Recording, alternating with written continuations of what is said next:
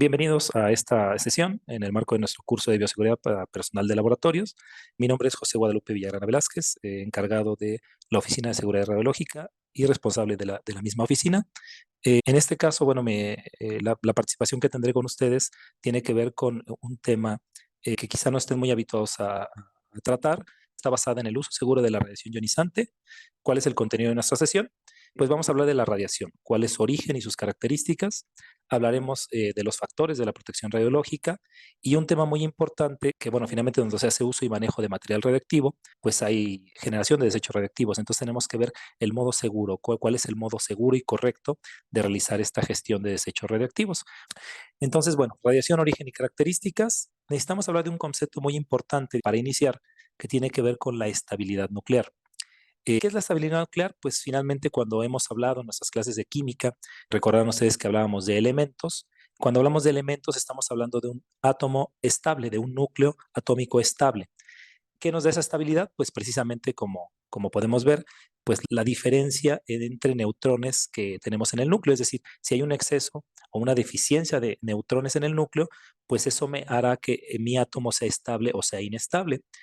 Podemos ver aquí nuestra gráfica, que es nuestra tabla de núclidos, donde tenemos esta línea negra. Esta línea negra es la que nos da la estabilidad nuclear. Aquí es donde tenemos a todos los elementos estables. Fuera de ella, hacia la izquierda y hacia la derecha, pues tenemos núcleos atómicos inestables que al final del día serán un átomo radiactivo, ¿no?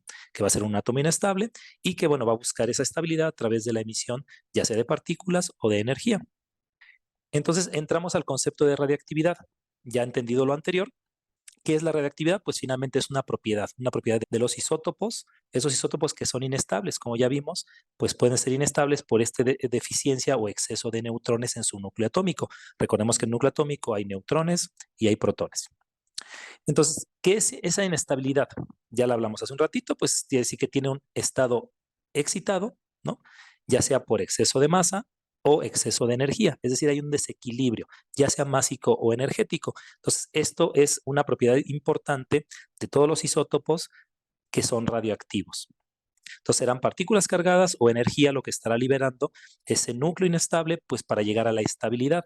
Y entonces de ahí tenemos el principio de radioactividad. Es un fenómeno natural, yo no lo puedo alterar, no lo puedo acelerar, no lo puedo frenar. Simplemente, ¿qué lo va a frenar? Pues su vida media, es el tiempo que le toma a un isótopo radioactivo, pues de caer en la mitad de su actividad original. Entonces, bueno, puede ser a través de la emisión de rayos X, ¿no? O a través de partículas, ¿no? Ya sean partículas alfa, ahorita hablamos un poquito de ellas, pueden ser partículas beta, ya sea beta negativa, beta positiva, o si es una deficiencia energética, pues también puede ser a través de rayos gamma o fotones de energía. Con respecto al núcleo atómico que platicábamos hace un ratito, que es inestable, ya sea por un exceso de masa o deficiencia de masa, o por un exceso de energía que tenga aquí en su núcleo, pues fundamentalmente lo que va a generar es buscar esa estabilidad a partir de liberar partículas. Puede ser, dependiendo qué tan pesado sea este núcleo, qué tan inestable sea desde el punto de vista másico, puede liberar la mayor masa que pudiera liberar sería una partícula alfa, que en este caso tendríamos dos neutrones y dos protones. Eso básicamente es una partícula alfa. Y pudiéramos tener el caso de, pues si solamente es inestable desde el punto de vista energético, pues lo que haría sería liberar energía, ¿no? A través de un rayo gamma, un fotón gamma, energía simplemente, ¿no?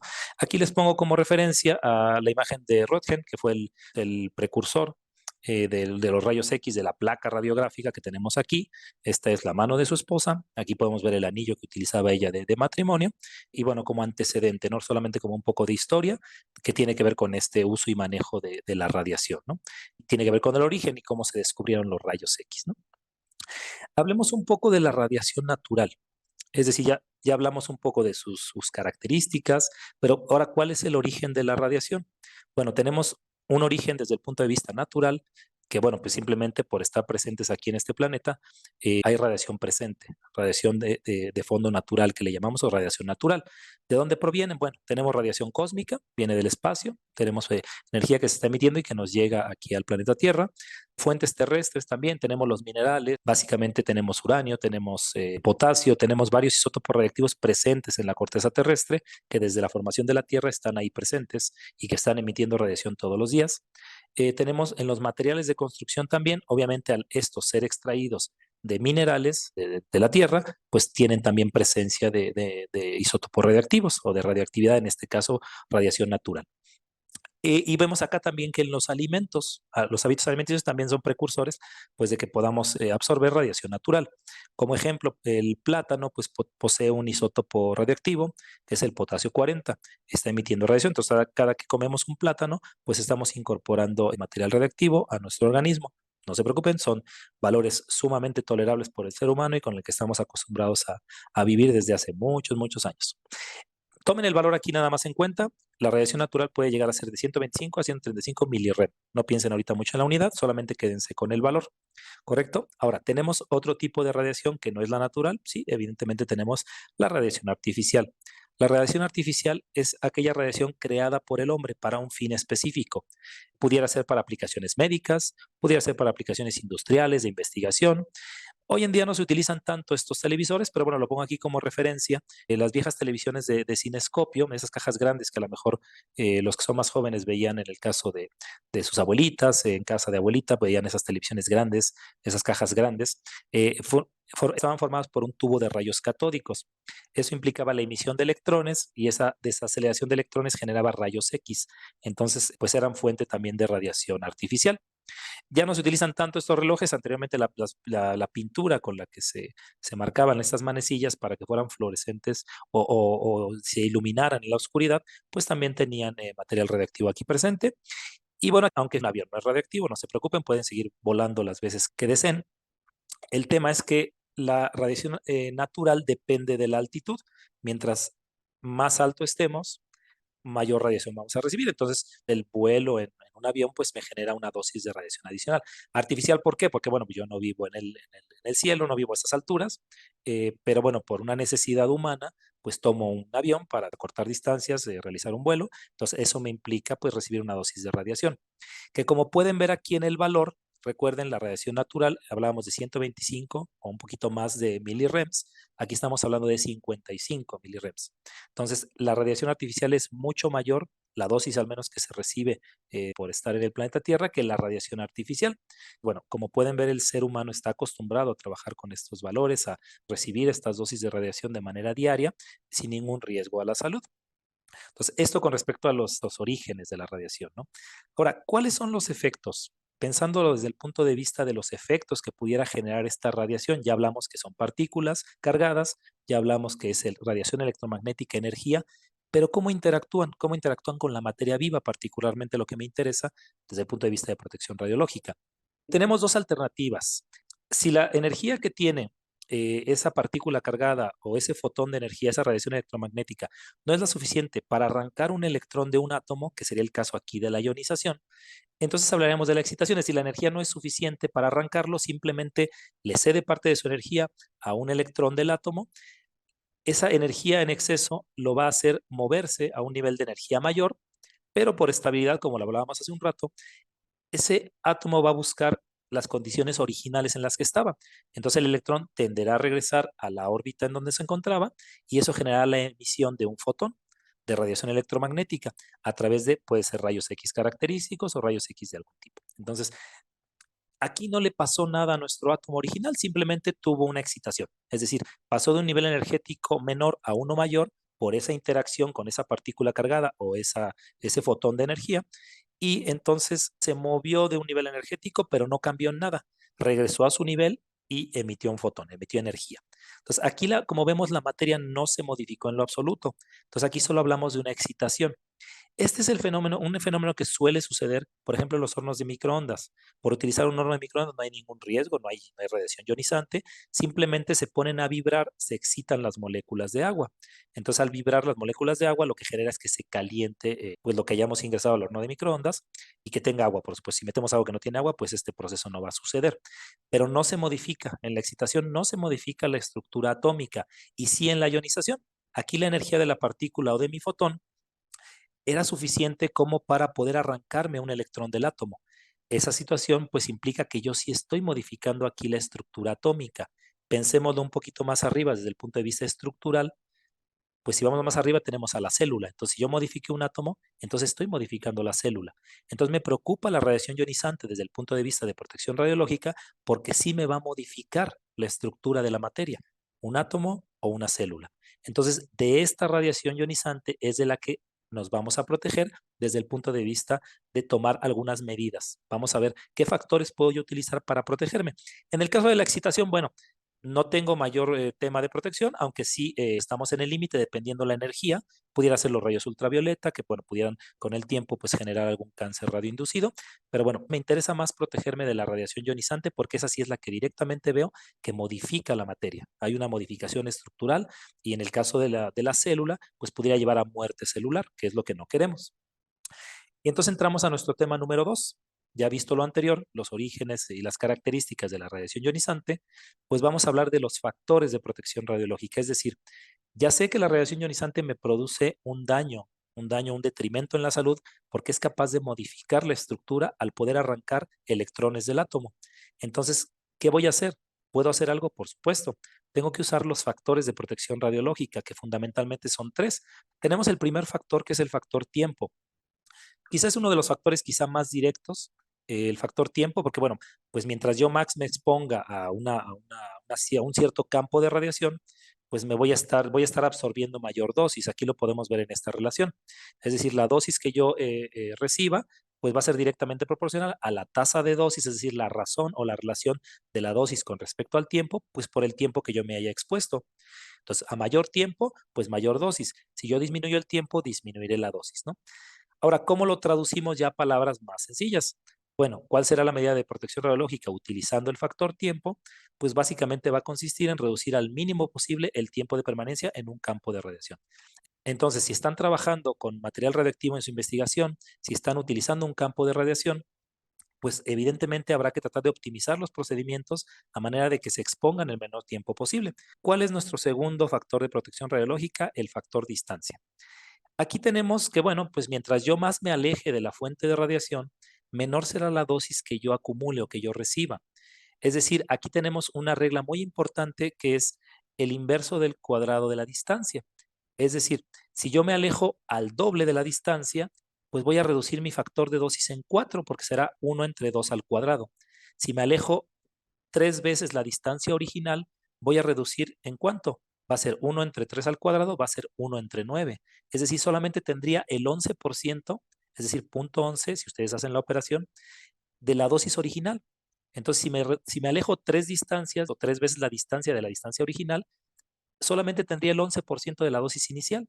Entonces, eso es muy importante para fines de protección radiológica. Claro, no siempre puedo alejarme, a veces tengo espacios reducidos en un laboratorio, entonces no puedo decir, me voy a alejar 3 metros, a lo mejor el área pues mide 2 metros, ¿no? Entonces no puedo hacerlo.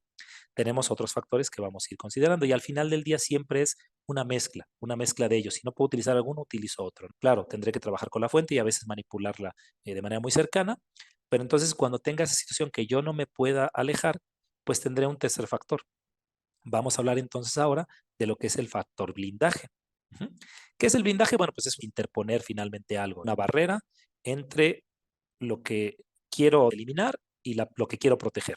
Aquí finalmente, pues como dice el texto, es interponer entre la fuente, que es lo que quiero eliminar desde el punto de vista de qué estoy protegiendo, y el punto de interés, que en este caso será un ser vivo, un ser humano, pues una barrera o un blindaje de un material y un espesor adecuado a fin de que se atenúe lo suficiente la radiación o se pueda frenar. Como tema de conocimiento, la radiación gamma, o en este caso los fotones, yo no los puedo frenar por completo. Básicamente los puedo atenuar hasta un valor tolerable, que sería seguro desde el punto de vista operativo.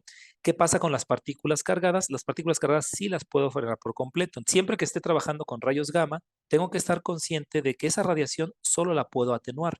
Y entonces tendré que utilizar un material de un espesor dado y un material dado, por supuesto, puede ser aluminio, plomo, concreto, puede ser agua, inclusive puedo utilizar el agua como blindaje, a manera de atenuarlo un porcentaje seguro para el trabajo del personal. Cuando trabaje yo con partículas, en este caso partículas alfa o partículas beta, ya sean beta negativa o beta positiva, entonces ahí sí los puedo frenar por completo, dependiendo de lo que yo utilice. Las partículas alfa literalmente quedan en la capa muerta de la piel, ahí se detienen y no penetran al interior de mi cuerpo. Con una hoja de papel sería suficiente para frenar una partícula alfa. ¿Qué pasa con las partículas beta? Bueno, estas al ser un poco menos pesadas tienen un mayor alcance, tienen una transferencia lineal de energía un poco menor.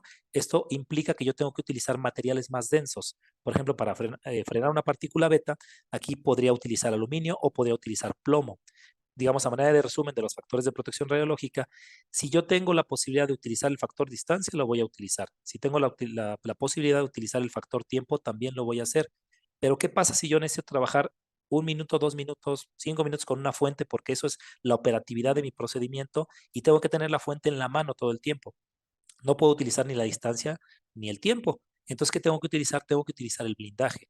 Voy a utilizar algún blindaje que me cubra, que me proteja, ya sea que me frene por completo, dependiendo del isótopo con el que yo esté trabajando, o que me atenúe hasta un valor razonable, un valor seguro, la dosis de radiación que yo estoy recibiendo. Entonces, esos son los factores de protección radiológica: el tiempo, el blindaje y la distancia. Y los podré usar juntos, los podré usar combinados, a veces uno, a veces otro. Depende mucho de la operatividad, de la práctica y del procedimiento que se esté realizando. Bien, vamos a pasar a nuestro punto número 3, lo que tiene que ver con la gestión de desechos radiactivos. ¿Por qué hablar de gestión de desechos radiactivos? Bueno, los desechos radiactivos se generan de manera inherente a toda práctica que se utilicen fuentes abiertas de radiación.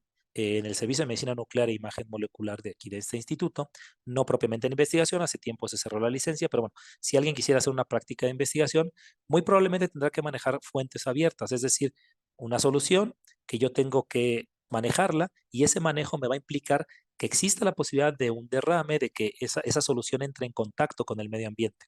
Entonces, en donde se manejan fuentes abiertas, la posibilidad de contaminación es muy grande.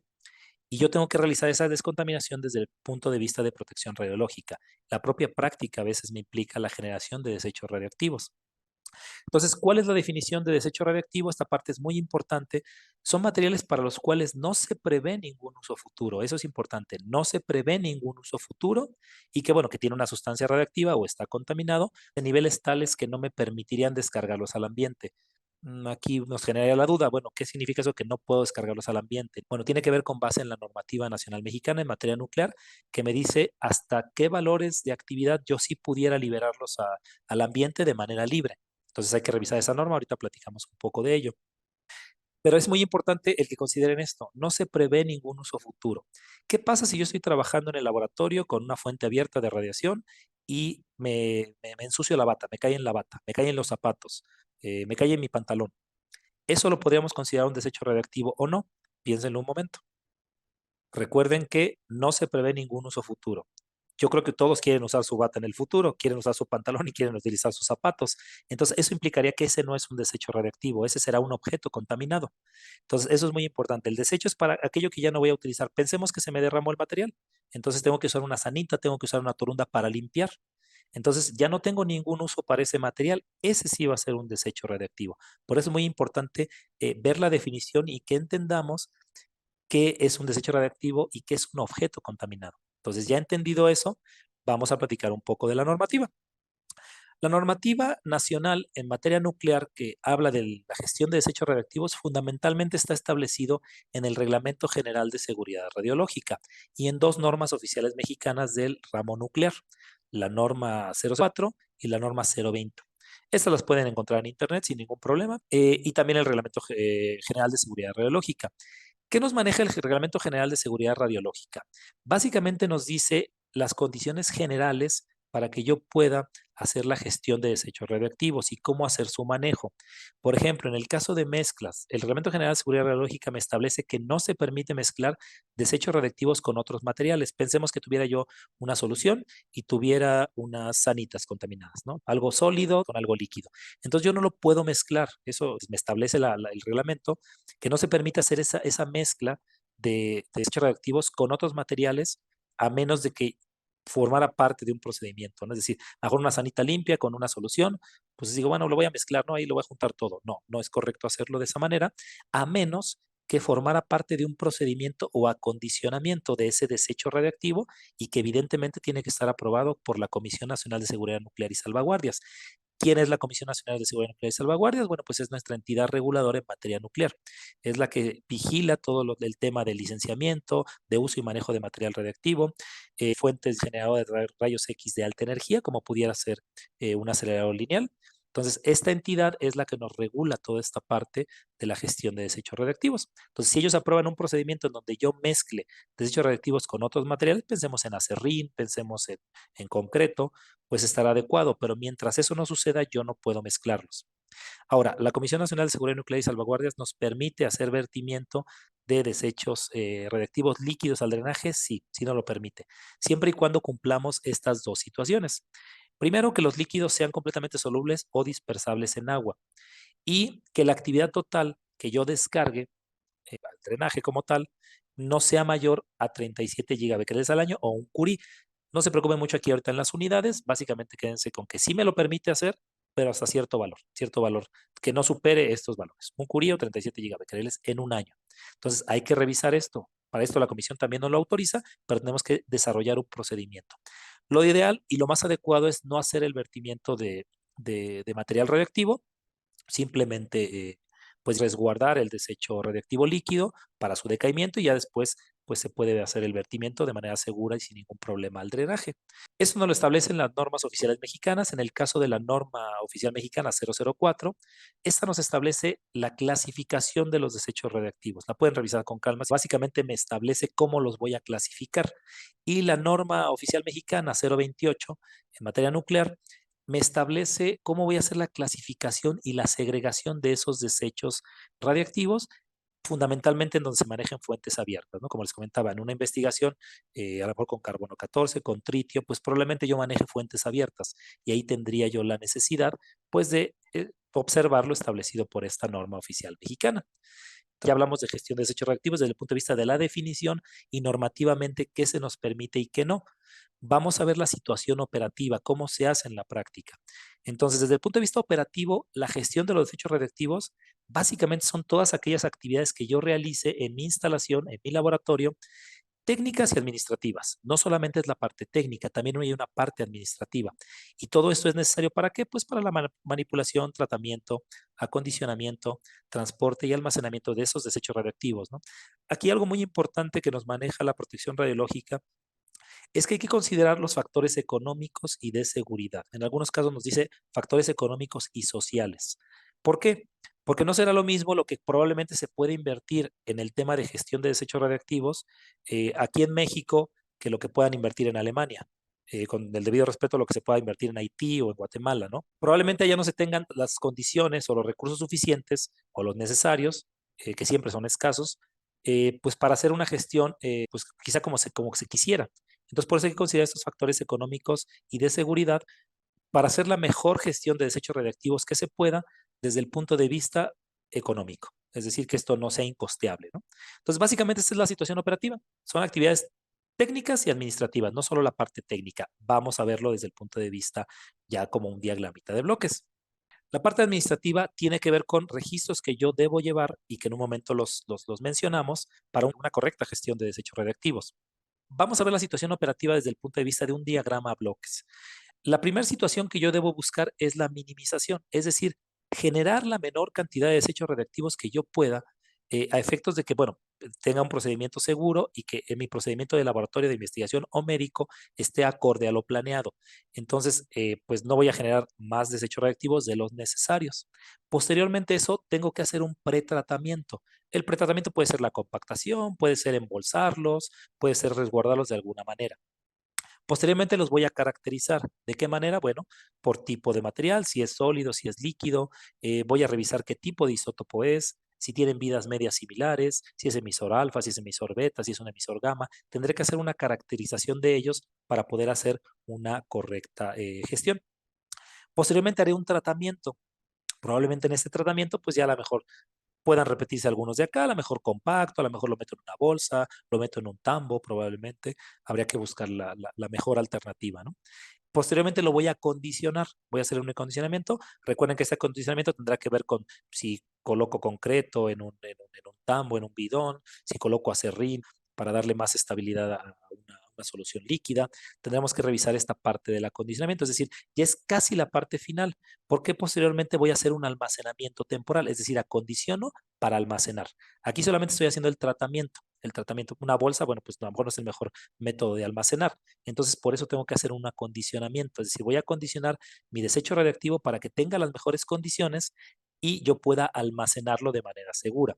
Almacenamiento temporal o definitivo, aquí lo manejamos como temporal porque, bueno, generalmente los isótopos que se manejan son de vidas medias relativamente cortas, pero si fuera un isótopo radiactivo con una vida media muy larga, lo que tendría que hacer es un almacenamiento probablemente definitivo. Ahí tendría que buscar, probablemente no lo podría hacer en sitio, tendría que buscar probablemente al Instituto Nacional de Investigaciones Nucleares para hacer un almacenamiento definitivo en el Centro de Almacenamiento de Desechos Radiactivos, o mejor conocido como CADER, para hacer ese almacenamiento ya definitivo. Y finalmente, si ha cumplido su almacenamiento temporal y la vida media me permite decir que ya no es un riesgo, yo puedo hacer la disposición de ese desecho radiactivo, ya sea sólido o líquido. Si fuera un sólido, probablemente entregarlo a intendencia, simplemente para que se gestione o se deseche como residuo de manejo especial, como basura municipal. Si es líquido, pues simplemente lo puedo vertir al drenaje. Si ya cumplió su almacenamiento temporal para decaimiento, pues yo puedo hacer la disposición. Entonces, de manera operativa, este sería el ciclo que va a seguir mi desecho radioactivo. Y claro, en medio de todos estos bloquecitos o de todas estas etapas, pues tendría yo el transporte. Tengo que hacer un transporte. Si a lo mejor se generó aquí en mi laboratorio y lo tengo que llevar a mi cementerio de desechos radioactivos, pues tengo que transportarlo de alguna manera. Entonces, ¿cómo lo voy a hacer? Pues bueno, lo transportaré a lo mejor en un carrito, a lo mejor en una cajita. Tendré que definir la manera segura de transportarlo, también por supuesto dependiendo de las distancias, pero el transporte está involucrado en todas estas etapas, ya un poco más aterrizado, es decir, ya viéndolo ya en la realidad, ya no como bloque, sino como situación ya real. Les muestro aquí contenedores de desechos radioactivos que se tienen en el Servicio de Medicina Nuclear e Imagen Molecular de este Instituto Nacional de Enfermedades Respiratorias, Ismael Cosío Villegas, en donde pues aquí se tienen segregados, esos son contenedores recubiertos de plomo, porque, bueno, se maneja mucho con emisores gamma.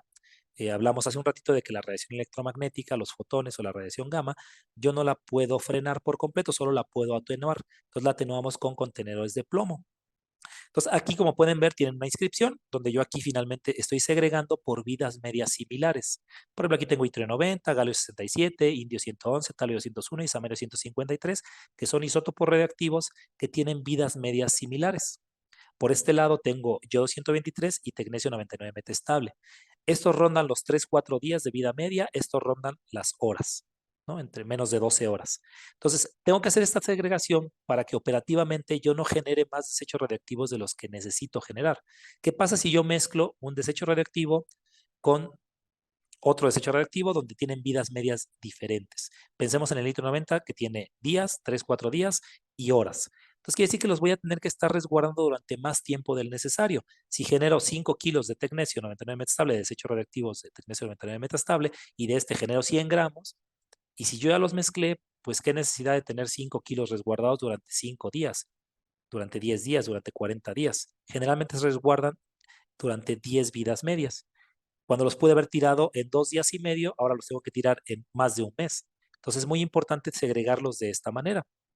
Si son líquidos, si son punzocortantes, ese es un contenedor para punzocortantes también, para no estarlos mezclando. Si aquí solamente es papel, sanitas, torundas, pues yo los puedo compactar en una bolsa. Estos no los puedo compactar, ¿no? Las agujas no las puedo compactar. Y bueno, si fueran mucho más grandes, estos son botes pequeños. También tenemos aquí contenedores más grandes, por supuesto, para el resguardo, pero es importante resguardarlos de alguna manera, ¿no? Desde el punto de vista administrativo, también hay que generar registros. Entonces, aquí podemos observar esta bitácora en donde está basada fundamentalmente la norma 28 nuclear, donde me establece qué datos tengo que yo registrar. Desde el punto de vista seguro, yo tengo que ponerle un identificador a mi bulto radiactivo. Esa es una etiqueta que también me establece la norma 28, que tengo que colocar en todos y cada uno de mis bultos con desechos radiactivos. Un bulto, pensemos que es una bolsa, una cajita, una entidad que yo estoy colocando como un desecho radiactivo, pero eso es un bulto, lo llamamos un bulto. Tengo que poner un identificador, tengo que poner qué fecha ingresó, qué actividad se tiene, desde el punto de vista que la pueda yo estimar, qué radionúcleo tiene, cuáles son los niveles de radiación que se tiene a contacto a 1 metro, la forma física, qué masa, qué volumen. Si es caso de líquido, bueno, utilizaríamos el volumen. Si es caso un sólido, bueno, pondríamos de la masa.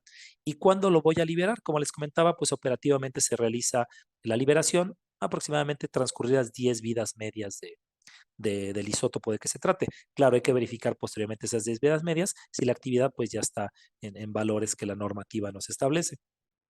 Y entonces toda esta información que está aquí en la etiqueta también está en mi bitácora. Adicional a que aquí tiene que haber un responsable, la firma de un responsable, quién ingresó el desecho de decaimiento y al final, cuando ya se libera, quién lo liberó. Entonces, esto es muy importante para la certeza del personal. Si yo no pongo un identificador, yo voy a empezar a meter aquí bultos, voy a empezar a meter aquí bultos y al final del día ya no voy a saber cuál es cuál tengo que sacar, cuál primero, cuál después. Y entonces, ¿qué tendré que hacer? Manipularlos todos. Esto desde el punto de vista de protección radiológica no es operativo, ya hablamos de los factores de protección radiológica. Y si yo empiezo a exponerme a estos desechos radiactivos, pues estoy aumentando mi tiempo de exposición. Depende también la distancia, si tengo que abrir esta puerta y estar muy cerca de ellos, pues entonces no estoy optimizando la protección radiológica, ¿no? Entonces, este identificador es muy importante. ¿Y cuándo ingresó y cuándo lo voy a liberar? Porque así les da una idea de, bueno, tiene que estar ahí 3 días más, este tiene que estar 2 días más. Entonces ya pueden verlos directamente y no tienen que estarlos manipulando todos. Entonces, esta es la operatividad de la gestión de los desechos radiactivos. Es muy importante que son actividades técnicas, como vemos aquí, actividades técnicas operativas, pero también actividades administrativas. Entonces, de esa manera yo hago una correcta gestión de desechos radiactivos y estoy optimizando la protección radiológica del personal, ya sea de laboratorio, ya sea de salud, que está realizando investigación con material radiactivo con fuentes abiertas de radiación ionizante. Básicamente hasta aquí lo que quiero presentarles respecto a este tema de uso seguro de la radiación ionizante. Nada más dejar unas reflexiones finales. Recordemos que el uso y manejo de la radiación ionizante implica riesgos a la salud, lo vimos hace un rato. Se está modificando la estructura del ADN y de la célula. Entonces, ¿qué necesito hacer? Pues mitigarlos a un nivel aceptable, pues a partir del uso de los factores de protección radiológica que ya vimos, tiempo, blindaje y distancia, y por consiguiente, también tengo que hacer una adecuada gestión de desechos radiactivos, porque mi desecho radiactivo ya es un campo de radiación presente. Entonces, no olviden eso, eso es muy importante de manera de resumen. Les comento la parte de la evaluación de este tema, pues básicamente va a incluir los 3 temas que se vieron, es decir, radiación ionizante, origen y características, los factores de protección radiológica y la gestión de los desechos radiactivos. Y como reflexión para casa, vamos a pensar esta parte. Piensen sobre los procedimientos de protección radiológica que ustedes realizarían al utilizar material radioactivo o un campo de radiación en una investigación. Piensen, bueno, quiero hacer una investigación de tal o cual cosa, qué material radioactivo voy a utilizar, tiene que pensar qué isótopo es, cuál es su vida media, en qué presentación, en qué forma lo voy a utilizar y cómo gestionarían los desechos radioactivos que se puedan generar de esa investigación. Déjenlo como reflexión, piénsenlo, medítenlo en casa, qué procedimientos voy a realizar y cómo voy a gestionar mis desechos radioactivos, qué necesito. ¿Vale?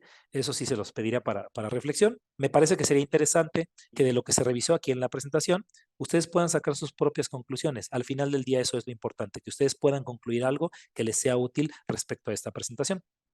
Si necesitan más información, si requieren de más información, pueden consultar esta liga. Aquí tenemos más información. Ahí los remite a nuestra guía técnica de procedimientos de protección radiológica en el Servicio de Medicina Nuclear e Imagen Molecular y pudieran revisar más a detalle lo que tiene que ver con la gestión de desechos radiactivos. Ahí sí viene muy específico, muy desglosadito. Si gustan y tienen más dudas, pues aquí lo pueden revisar con mucho más detalle. No obstante, también, pues si tienen alguna otra duda, pues pueden consultar con un servidor. Aquí les dejo un correo electrónico, joviviner@gmail.com. Sin más preámbulo, pues les agradezco la atención y quedo a sus órdenes para cualquier duda. Muchas gracias por su atención.